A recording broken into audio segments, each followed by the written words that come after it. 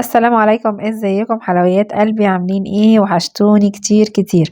معاكم ماسة للناس اللي بيشوفوني لأول مرة.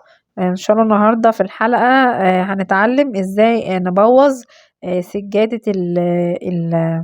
الصالون او المعيشة او اي سجادة عندك. حابة تبوظيها؟ تعالي بوظيها كده معانا. عندي سجادة، طبعا هي تقيلة، اللي هي الصوف التقيلة. مش بتتفرش عشان هي تقيلة، وطبعا غسيلها بيبقى صعب، وتقيلة في الغسيل وتقيلة في الشيل وتقيلة في الحط.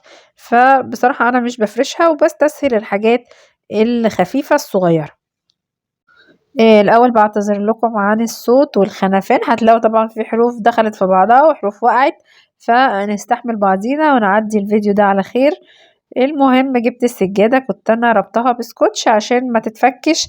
لما اجي اوقفها في اي حتة كده ارميها اركنها في اي حتة، نلقحها يعني. كنت ربطها بسكوتش، فكينا السكوتش وفردنا السجادة بعد عناء. زي ما انتم شايفين هي داهية لوحدها وكبيرة. المهم هنفردها اهي. بصوا هي كبيرة على الحتة، حتى لما اجي افرشها بتخش تحت الحاجات، فانا بتضايق من الموضوع ده صراحة بجد. فرشنا زي ما انت شفتي اهو السجادة، وشها من تحت ناحية الأرض، والظهر بتاعها هو اللي فوق. وأي سجادة هتمشي معانا سواء مشجرة سادة، مفيش مشكلة.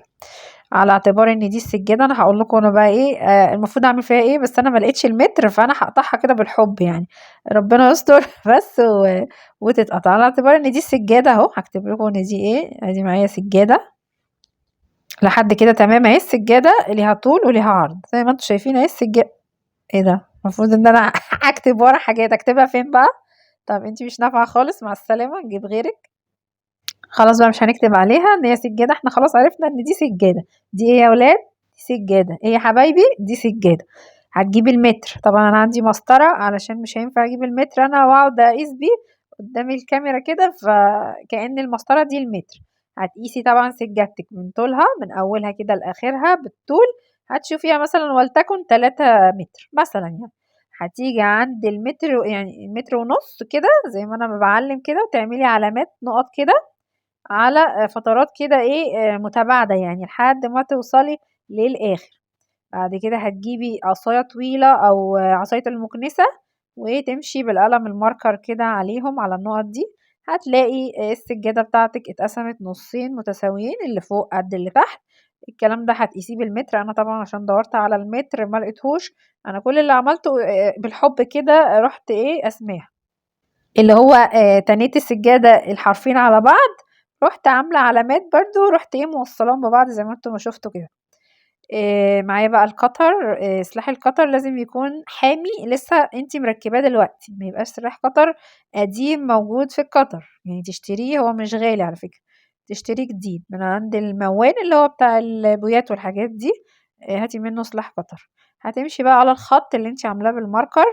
انا عامله هنا الخط الماركر بتاعي احمر لو تلاحظوا، لان انا صورت الفيديو في يوم وشرحت لكم الشرح اللي هو بتاع الورقه ده في يوم تاني. واحده واحده وبالراحه كده بالقطر هتمشي على الخط اللي انت عاملاه. الموضوع سهل على فكره وبسيط، واول ما بتمشي كده طالما سلاح القطر لسه جديد وحامي بيقطع معايا بسهوله يعني. بصوا اهو، هي بس كانت عصلجت في الاول من الحته اللي هي فيها السرفله، بس بعد كده بيمشي حلاوة. بصوا زي السكينة في الحلاوة، مفيش اي مشكلة خالص معايا اهو، ماشية على الخط بالظبط، واتقطعت معايا اهي نصين.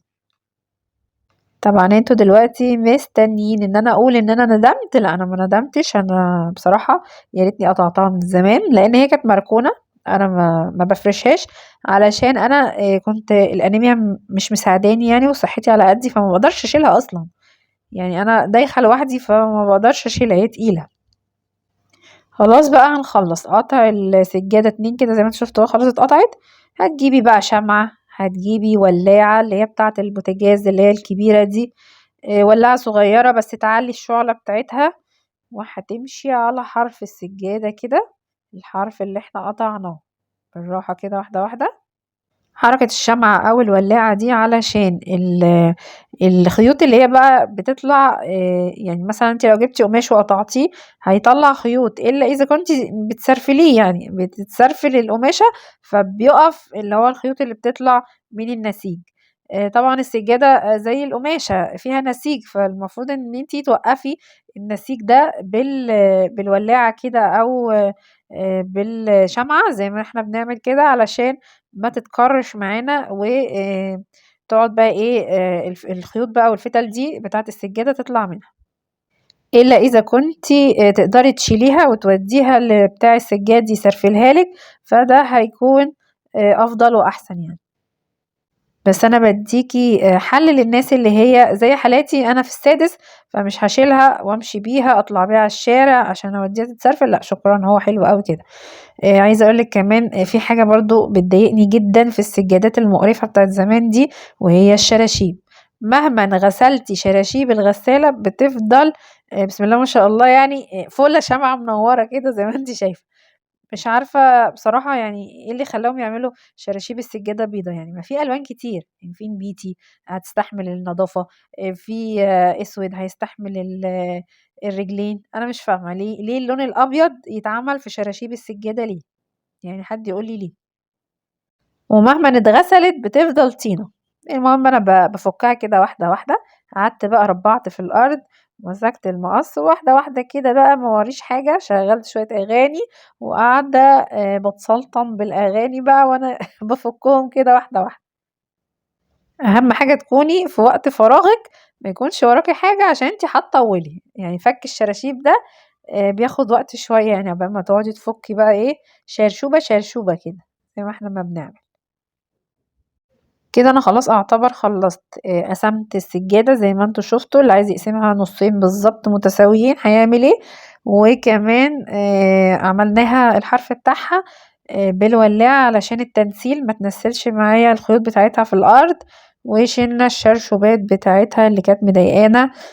طبعًا مش هنسيب جنب بشراشيب وجنب من غير شراشيب، لأ هي المفروض تبقى الجنبين شبه بعض، فكده أنا يعتبر إيه قرّبت أخلّص. بعد كده بقى أقدر إن أنا آخد قطعة من اللي أنا قطعتها، هُم بقى قطعتين، هاحط قطعة في المعيشة مثلًا، أحط قطعة في أوضة النوم، عايزة أحط قطعة في الصالة، أي مكان بقى أنا محتاجة فيه قطع صغيرة أقدر أحطها. وزي ما أنتم شايفين أهو منظرها مش بشع ومش وحشة، ومش باينة إن هي كانت كبيرة واتقسمت، باينة إن هي واخدة كنار كده من الحرف وكنار كده من تحت، فمش وحشة يعني أنا شايفاها مش وحشة، وحتى لو كانت تشجيرتها كبيرة وقسمتيها برضه مش هتبان إن أنتِ قاطعاها، وحتى لو بانت يعني مش مهم. المهم صحتنا وإن إحنا ريّحنا دراعاتنا، ولمّا نيجي ناخدها للحمام نغسلها ما تبقاش عايزة مكان كبير وتتغسل معايا بسرعة وسهولة، وأقدر أشيلها أنفّضها وأرجّعها تاني. بس كده ده كان فيديو النهارده، أتمنى يكون الفيديو عجبِك. لو أنتِ ناوية تقطعي السجاد بتاعِك اتوكّلي على الله، أنا باشجّعِك يعني، أنا ما ندمتش إن أنا قطعت السجاد، أنا كنت قاطعة سجادات اللي هي بتاعة الطُرقة كانت طويلة، كانت 3 متر ونُص، قطعتها برضه 2 لإن هي كانت صوف وتقيلة. يا رب يكون الفيديو عجبِك وفادِك وقدرت أفيدِك بحاجة يعني ولو بسيطة. ما تنسيش بقى لايك وشير للفيديو، والسلام عليكم.